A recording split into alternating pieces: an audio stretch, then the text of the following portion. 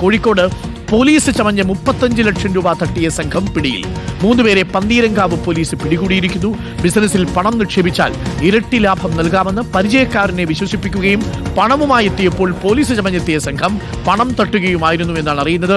ദീപക് മലയമ്മയുണ്ട് കൂടുതൽ വിവരങ്ങളുമായി. ദീപക് മലയമ്മ, ഫാൻസി ഡ്രസ്സിലൊക്കെ പങ്കെടുത്ത കുട്ടികളാണെന്ന് തോന്നുന്നു പണ്ടത്തെ കാലത്ത്.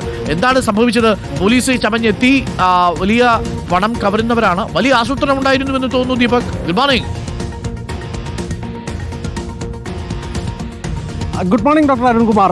ഇതിൽ ഏറ്റവും പ്രധാനപ്പെട്ട കാര്യം 2024 ഈ സംഭവം നടക്കുന്നത്. കോഴിക്കോട് ഹൈലൈറ്റ് മാളിൽ വെച്ചാണ് ഇത് സംഭവിക്കുന്നത്. അതിന് പിന്നാലെ ഈ പരാതിക്കാരൻ മലപ്പുറം സ്വദേശിയാണ്. അദ്ദേഹം പോലീസിനെ സമീപിക്കുകയായിരുന്നു. അങ്ങനെയാണ് ഇപ്പോൾ പ്രതികളിലേക്ക് പോലീസ് എത്തുന്നത്. ഇതിലെ കഥ എന്ന് പറയുന്നത് വസീമാണ് മുഖ്യപ്രതി. വസീം അദ്ദേഹത്തിൻ്റെ സുഹൃത്തു കൂടിയായിട്ടുള്ള ഈ മലപ്പുറം സ്വദേശിയോട് പറയുന്നുണ്ട്, ബിസിനസ്സിലേക്ക് പണം ഇറക്കി കഴിഞ്ഞാൽ അതിൽ ഇരട്ടി ലാഭം ഉണ്ടാക്കാൻ കഴിയുന്ന സാഹചര്യമുണ്ട് എന്ന്. അത് വിശ്വസിക്കുകയാണ് ഈ സുഹൃത്ത്.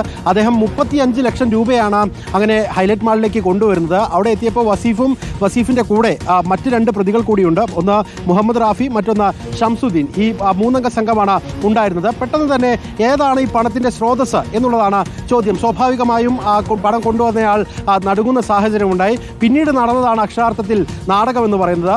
വസീമിന്റെ കൂടെ ഉണ്ടായിരുന്നവർ പോലീസാണ് എന്ന് ബോധ്യപ്പെടുത്തുന്നു. തുടർന്ന് ഈ പണം ഇവരുടെ പക്കലേക്ക് വാങ്ങിവെക്കുന്നു. അതിനപ്പുറത്ത് ഈ മലപ്പുറം സ്വദേശിയെ അറസ്റ്റ് ചെയ്യുന്നു എന്നുള്ളതായിരുന്നു അവരുടെ നിലപാട്.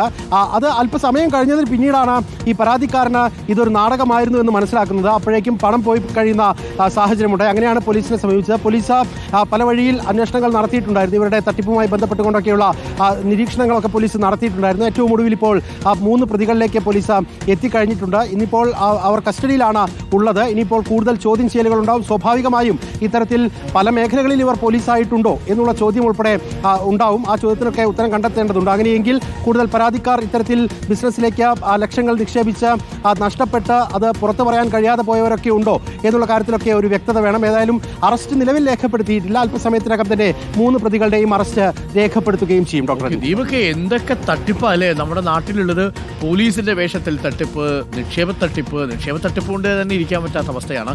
അതിനിടയിലാണ് ഇപ്പോൾ പോലീസിന്റെ വേഷത്തിലും വന്ന മനുഷ്യർ തട്ടിപ്പ് നടത്തുന്നു എന്ന വാർത്ത പുറത്തു വരുന്നത്. 1-2 അല്ല, ലക്ഷങ്ങൾ തട്ടിക്കൊണ്ടുപോകുന്ന വലിയ ആസൂത്രണമാണ് നടക്കുന്നത്. മനുഷ്യർക്ക് നേരായ പാതയിൽ ജീവിച്ചു. എന്തിനാണ് ഈ ഷോർട്ട് കട്ട്?